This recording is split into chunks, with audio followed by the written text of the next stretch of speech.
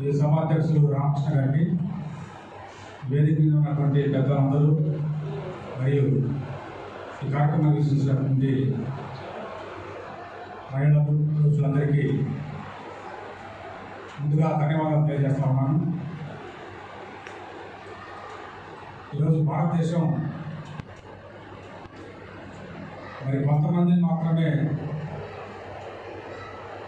మనం స్మరించుకునే పరిస్థితి, అది కూడా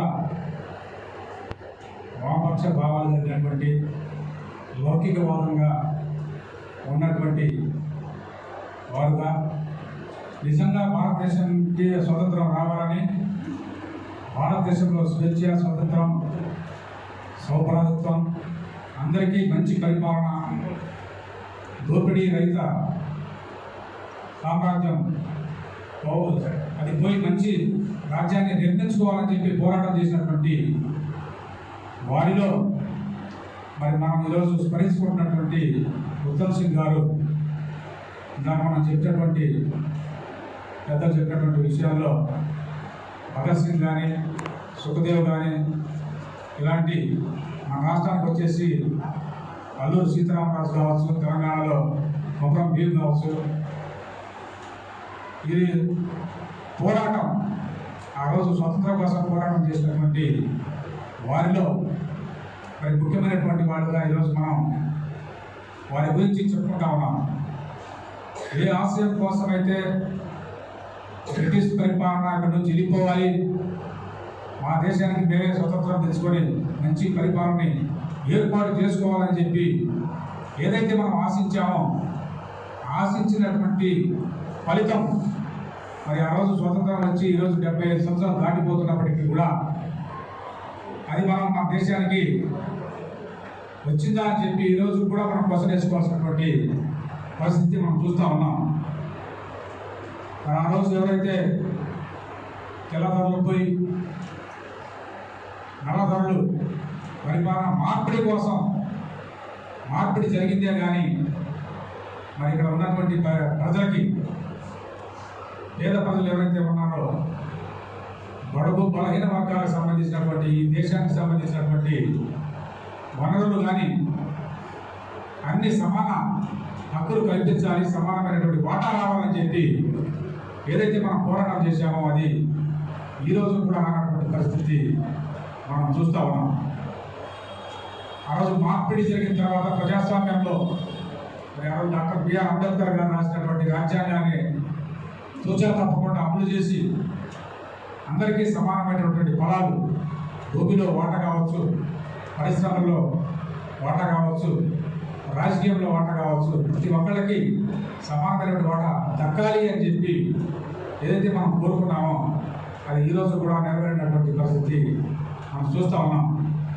అది పోగా ఏదైతే మనకు ఈ దేశానికి పరిపాలించినటువంటి భూస్వామ్య పార్టీలు ఏదైతే ఉన్నాయో, ఎక్కువ రోజుల పార్టీ పరిపాలించినటువంటి కాంగ్రెస్ కావచ్చు, తర్వాత కొన్ని ప్రాంతీయ పార్టీలు కలిసి పరిపాలించినటువంటి పార్టీలు కావచ్చు, ఈరోజు ముఖ్యంగా ఈ 10 సంవత్సరాల నుంచి మొదటి పార్టీ ఏదైతే ఉందో బీజేపీ పార్టీ పరిపాలిస్తున్నటువంటి దుర్భాగ్యమైనటువంటి పాలన కావచ్చు. ఆ రోజు బ్రిటిష్ వారిని తరలికొట్టడానికి, ప్రాణాలు త్యాగం చేసి వారి శ్రమనంతా దారపోసినటువంటి వాళ్ళు ఈరోజు వాళ్ళ పేర్లు కనపడలేదు. ఈ దేశ ద్రోహానికి, దేశ రహస్యానికి బ్రిటిష్ వాళ్ళకి చెప్పి లొంగిపోయి వాళ్ళకి బానిసలుగా ఉన్నటువంటి ఆ రోజు ఇప్పుడు ఏదైతే వాళ్ళు చెప్తున్నటువంటి బీజేపీ అగ్రనాయకులు కావచ్చు, ఆర్ఎస్ఎస్ అగ్రనాయకులు కావచ్చు, మరి ఈ దేశానికి సంబంధించినటువంటి మేమే దేశభక్తులం అని చెప్పి మరి భారతదేశంలో పరిపాలిస్తున్నటువంటి వాళ్ళు ఈ జనాల్ని నమ్మించే కార్యక్రమం చేస్తూ ఉన్నారు. ముఖ్యంగా భారతదేశంలో ఉన్నటువంటి బడుగు బలహీన వర్గాలు నీతిగా, నిజాయితీగా వాళ్ళు అడుగులు నమ్ముకొని బతుకున్నటువంటి ఏదైతే ఆదివాసీలు ఉన్నారో వారి కోసం ఆ రోజు చేసినటువంటి చట్టాలు ఏదైతే ఉన్నాయో ఆ చట్టాల మొత్తాన్ని దుబ్బలో తొక్కి 1/70 చట్టం కావచ్చు, ఈసా చట్టం కావచ్చు, ఫారెస్ట్ సంబంధించినటువంటి ప్రతి ఒక్కరికి వనరులు వాళ్ళని ఆమోదించాలి, వాళ్ళు దాన్ని ఒక కన్న తల్లిగా కాపాడటానికి ఉన్నటువంటి ఆ పరిస్థితుల మొత్తాన్ని కాలతోలి ఈరోజు వస్తున్నటువంటి ఈ బీజేపీ ప్రభుత్వం ఆ వనరుల మొత్తాన్ని వాళ్ళు దోచిపెట్టడానికి ఈరోజు కార్పొరేట్ శక్తులు కాంట్రాక్టుగా మరి వాళ్ళకి సామ్రాజ్యవాదానికి ఇచ్చేయడానికి ఈ చట్టాల మొత్తాన్ని జూములో తొక్కేసి ఫారెస్ట్లో వాటిని లేకుండా చేయడానికి మరి ఆపరేషన్ నగర్ కావచ్చు, అంతకుముందు ఇంకా రకరకాల పేరుతో మరి వాళ్ళ మొత్తాన్ని ఎక్కడి నుంచి తరవేయాలని చెప్పి చేస్తున్నటువంటి పరిస్థితి మనం చూస్తూ ఉన్నాం. ముఖ్యంగా ఈ బీజేపీ ప్రభుత్వం వచ్చిన తర్వాత మరి ఈ దేశంలో ఉన్నటువంటి రిజర్వేషన్ అనుభవిస్తున్నటువంటి వర్గాలు ఎస్సీలు కావచ్చు, ఎస్టీలు కావచ్చు, బీసీలు కావచ్చు, మైనార్టీలు కావచ్చు, వాళ్ళ యొక్క హక్కుల మీద దాడి రకరకాల ప్రయత్నం చేసి మొత్తం హరించాలని చెప్పి వాళ్ళని లేకుండా చేయాలని చెప్పి పోరాటం చేసి సాధించినటువంటి ప్రభుత్వ సంస్థలు ఏదైతే ఉన్నాయో ఆ సంస్థల మొత్తాన్ని విచ్ఛిన్నం చేసి చిన్నగా మొత్తం ప్రైవేటీకరణ చేసి ఈ వర్గాల మొత్తాన్ని దూరం చేయాలని చెప్పి ప్రయత్నం చేస్తున్నటువంటి పరిస్థితి మనం చూస్తూ ఉన్నాం. దాంట్లో భాగంగానే మరి మన రాష్ట్రంలో స్టీల్ ప్లాంట్ కావచ్చు, రకరకాల చిన్నగా టెలిఫోన్ కావచ్చు, రైల్వేస్ కావచ్చు, మరి విమానాశ్రయం కావచ్చు, ఇంకా రకరకాల జాతీయ స్థాయిలో ఉన్నటువంటి జాతీయ సంస్థల మొత్తాన్ని ఒకరికి అంబానీ, ఆదాని ఇలాంటి కార్పొరేట్ శక్తులకి చిన్న సమాధానం ఒకరికి అన్నీ ఇట్లా అమ్మేసుకుంటా పోయి చివరికి ఇక్కడ ఏం లేకుండా చేసే పరిస్థితి మనం చూస్తాం. ఎవరైనా క్వశ్చన్ చేస్తే మాట్లాడితే ఇలా అర్థం ఖర్చులేట్లు అని చెప్పి, లేదంటే వీళ్ళు దేశ ద్రోహులు అని చెప్పి వాళ్ళ మీద ఊపా చట్టాలు గంట పాటు కసిరి పెంచాల్సినటువంటి అవసరం ఉంది. ఆ రోజు బ్రిటిష్ సామ్రాజ్యవాదానికి వ్యతిరేకంగా ఆయన పోరాడారు. ఆ వివరాలన్నీ మీ ముందు నా ముందు మాట్లాడినటువంటి వాళ్ళందరూ ఇక్కడ చెప్పడం జరిగింది. సమయాభావం వల్ల 2-3 అంశాలు మాత్రమే నేను తీసుకొస్తాను. ప్రస్తుతం ఉన్నటువంటి అంతర్జాతీయ జాతీయ రాజకీయ పరిస్థితుల్ని మనం ఒకసారి అవగతం చేసుకుంటే, ఆ రోజు బ్రిటిష్ సామ్రాజ్యవాదం అయితే ఈరోజు అమెరికన్ సామ్రాజ్యవాదం, దానికి వ్యతిరేకంగా మనం పోరాడమే ఆయనకు అర్పించేటటువంటి ఘనమైనటువంటి నివాళులు, అదే స్ఫూర్తి. ఈరోజు అమెరికన్ సామ్రాజ్యవాదం ఇజ్రాయిల్ దేశ ముందుకు తీసుకొచ్చి పాలస్తీనాని ఏ విధంగా హతమారుస్తూ జాతి హననం ఏ విధంగా జరుగుతూ ఉందో మనం చూస్తూ ఉన్నాం. ఇలాంటి పాలస్తీనా అనేటువంటి ఒక దేశాన్ని భౌగోళిక చిత్రపటంలో లేనటువంటి విధంగా చేయడం అంటే అది అంతర్జాతీయ సమాజం మొత్తం కూడా ఇది చాలా తప్పు అని చెప్పి మాట్లాడుతూ ఉన్నా కూడా సామ్రాజ్యవాదం యొక్క ఆగడాలు ఎక్కడా కూడా ఆగడం లేదు. దీని మీద కూడా మనం ఆలోచించాల్సినటువంటి అవసరం ఉంది. దేశంలో చూసినప్పుడు ఇక్కడ ఆపరేషన్ కగార్ గురించి మాట్లాడారు, గతంలో 2 చట్టాలు అన్నారు, ఇప్పుడు కూడా అనేక రకాలైనటువంటి చట్టాలు వచ్చినాయి. మా మైనార్టీలకు సంబంధించినటువంటి వక్ఫ్ సవరణ చట్టాలు వచ్చినాయి. పేద ముస్లిం ప్రజానికానికి సంబంధించినటువంటి చట్టాలు ఏదైతే ఉన్నాయో, ఆస్తులు ఏదైతే ఉన్నాయో అది ముస్లింలకు చెందాలని చెప్పి ఉన్నటువంటి ఆ చట్టాల్లో ఉన్నటువంటి సారాంశాన్ని మొత్తాన్ని తీసేసి కార్పొరేట్లకు, అదానీలకు, అంబానీలకు కట్టబెట్టడం కోసం చట్టాలు మార్పులు తీసుకొస్తా ఉన్నారు. అదేవిధంగా దీనికి వ్యతిరేకంగా ఎవరైనా ప్రశ్నిస్తా ఉన్నప్పుడు నువ్వు దేశద్రోహివి అని చెప్పి ముద్రలేయడం, పెహల్గాం లాంటి ఉగ్రదాడులు జరిగితే ఉగ్రదాడుల్ని ఒక మతానికి ఆపాదించి ఈ రాష్ట్రంలో ఉన్నటువంటి ఉప ముఖ్యమంత్రి పవన్ కళ్యాణ్ గారు మాట్లాడుతూ ఉన్నాడు, ముస్లింలందరూ ఉగ్రవాదులు కానీ ఉగ్రవాదులందరూ ముస్లింలే అని చెప్పి ఒక బాధ్యతాయుతమైనటువంటి స్థానంలో ఆయన ఈ విధంగా రెచ్చగొట్టే మాట్లాడటం జరుగుతూ ఉంది. అప్పుడు ఉన్నటువంటి పరిస్థితుల కంటే కూడా భిన్నమైనటువంటి పరిస్థితులు ఏమీ లేవు. అప్పుడు అమెరికన్ సామ్రాజ్యవాదం, బ్రిటిష్ సామ్రాజ్యవాదం కానివ్వండి, ఇప్పుడు అమెరికన్ సామ్రాజ్యవాదం కానివ్వండి, చాలా క్లిష్టమైనటువంటి చాలా దుర్భరమైనటువంటి పరిస్థితులు ఇప్పుడు కూడా ఉన్నాయి అనేది మనకు అర్థమవుతా ఉంది. కాబట్టి సమకాలీన పరిస్థితుల్లో సామ్రాజ్యవాదానికి వ్యతిరేకంగా మనం పోరాటమే దీన్ని ఆయనకి అర్పించేటటువంటి ఘనమైనటువంటి నివాళులు. ఆ రకంగా రాబోయే కాలంలో వ్యక్తులుగా మనం చూసినప్పుడు సర్దార్ ఉధమ్ సింగ్ గురించి ఒక మాట చెప్పి ముగిస్తాను. ఏంటి ఆయన గొప్పతనం? అసలు ఒక మనిషి యొక్క గొప్పతనానికి ప్రామాణికం ఏంటి?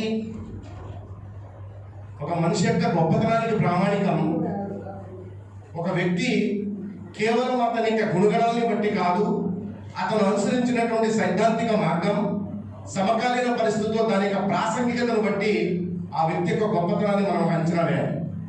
ఆ రకంగా చూసినప్పుడు ఆ రోజు బ్రిటిష్ సామ్రాజ్యవాదానికి వ్యతిరేకంగా ఆయన పోరాటం, అదే ఈ దేశంలో కాదు ప్రపంచంలోనే సమసమాజ స్థాపన కోసం ఆయన అనుసరించినటువంటి మార్గం మనకు ఆదర్శం. రాబోయే కాలంలో కూడా మనం కూడా ఈ లౌకిక శక్తులు, భారతదేశంలో ఉన్నటువంటి శక్తులు అందరం కలిసి ఈ కార్పొరేట్ మతోన్మాద భావజాలానికి వ్యతిరేకంగా మనమందరం పోరాటం చేయడం, సమసమాజ స్థాపన కోసం కృషి చేయడమే ఆయనకు అర్పించేటటువంటి ఘనమైనటువంటి నివాళులను తెలియజేస్తూ జై హింద్. మనం ఇక్కడ చేయడం, మనం దారిని వస్తూ ఉంటే చాలామంది రోడ్డు మధ్యలో కట్అవుట్లు చిన్న చిన్న పోస్టులు కనపడతాం. ఏమంటే సంస్మరణ, ఫలానాయన సంస్మరణ, లేకపోతే ఫలానాయన జన్మదిన శుభాకాంక్షలు అని చెప్పేసి రాజకీయ నాయకుల ఫోటోలు పెట్టి ఆ ఫోటోల పక్కన వీళ్ళ ఫోటోలు కూడా ఉంటా ఉంటాయి. చాలామంది జరుగుతుంది. కానీ ఉధమ్ సింగ్ సంస్మరణ అనేది అటువంటిది కాదు. ఒక దళిత కుటుంబంలో పుట్టినటువంటి, ఉమ్మడి పంజాబ్ రాష్ట్రంలో ఒక దళిత కుటుంబంలో పుట్టినటువంటి, చిన్నప్పుడే తల్లిని కోల్పోయి తండ్రితో సహా తన అన్న తండ్రితో సహా అమృత్సర్ రాబడి చదువుకుంటూ మెట్రికులేషన్ వరకే చదువుకొని తండ్రిని కూడా కోల్పోయిన తర్వాత అన్న అతన్ని వదిలేసి వెళ్ళిపోతే ఆయన అనాథాశ్రమంలో ఉన్నాడు. అనాథాశ్రమంలో ఉంటూ కూడా జలియన్ వాలాబాగ్ ఘటనకు సంబంధించి ఆ సమావేశానికి, ఇటువంటి సమావేశం పెద్ద సమావేశం వేలాది మందితో జరుగుతూ ఉంటే ఆ సమావేశంలో కూడా ఒక అనాథ అయి ఉండి, ఒక దళిత కుటుంబంలో పుట్టినతనే అయింది, దేశం కోసం ఎవరైతే సమావేశంలో కూడుకుని ఉన్నారో ఆ కూడుకున్న వాళ్ళకి కనీసం మంచినీళ్ళు అందిద్దామని చెప్పేసి మంచినీళ్ళు అందించే కార్యక్రమం చేసినటువంటి ఉధమ్ సింగ్. ఆయన అనాథ, ఆయనకి తల్లిదండ్రులు లేరు, తోడబుట్టిన వాళ్ళు లేరు, లేకపోతే సహచరులు, లేకపోతే కొడుకులు పిల్లలు ఎవరూ లేరు.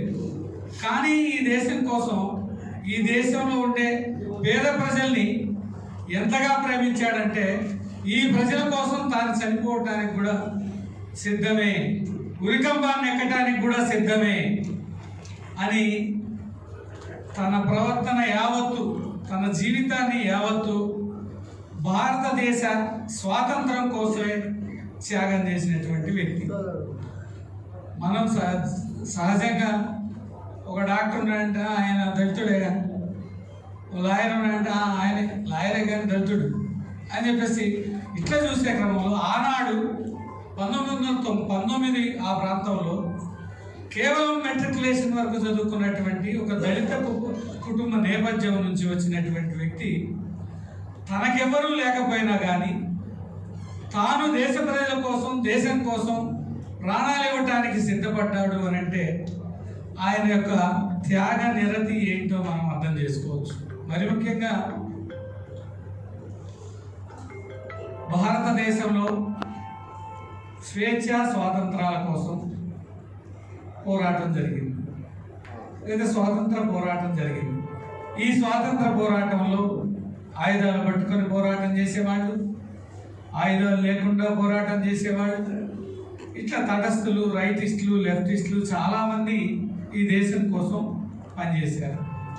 ప్రధానంగా ఈ దేశం కోసం ప్రాణాలు ఇవ్వటానికి సిద్ధపడి పనిచేసిన వాళ్ళలో ముందు వరుసలో నిలబడేవాడు ఉద్ధవ్ సింగ్.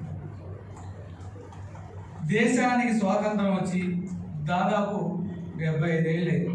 భారత రాజ్యాంగాన్ని మనం రాయేసుకొని అంబేద్కర్ ద్వారా మనం సమర్పించుకున్నాం ప్రజలకి. కానీ భారత రాజ్యాంగ ఫలాలు 75 ఏళ్ళు దాటినా కానీ అందరికీ అందుతున్నాయంటే ఇప్పటికీ కూడా ఉత్తరప్రదేశ్లో ఎవరో ఒక ఆమె వివాహేతర సంబంధం కలిగి ఉందని ముఖానికి రంగు పూసి చెట్లకు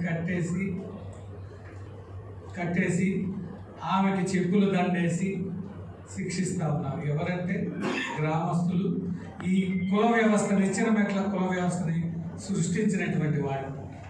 ప్రతి చోట ఎక్కడో ఒక చోట ఈ అంటరానితనానికి సంబంధించి, నిచ్చెన మెట్ల కుల వ్యవస్థకు సంబంధించి, స్త్రీలని అవమానపరిచేటటువంటి ఘటనలకు సంబంధించి ఎక్కడో చోట జరుగుతున్నాయి. స్వాతంత్రం నిజంగా ఇది నిజమైన స్వాతంత్రమా అని చెప్పేసి ఎవరైనా ప్రశ్నిస్తే వాళ్ళు అర్బన్ నక్సలైట్లుగా ముద్రించబడేటటువంటి వ్యవస్థలో మనం ఉన్నాం. ముఖ్యంగా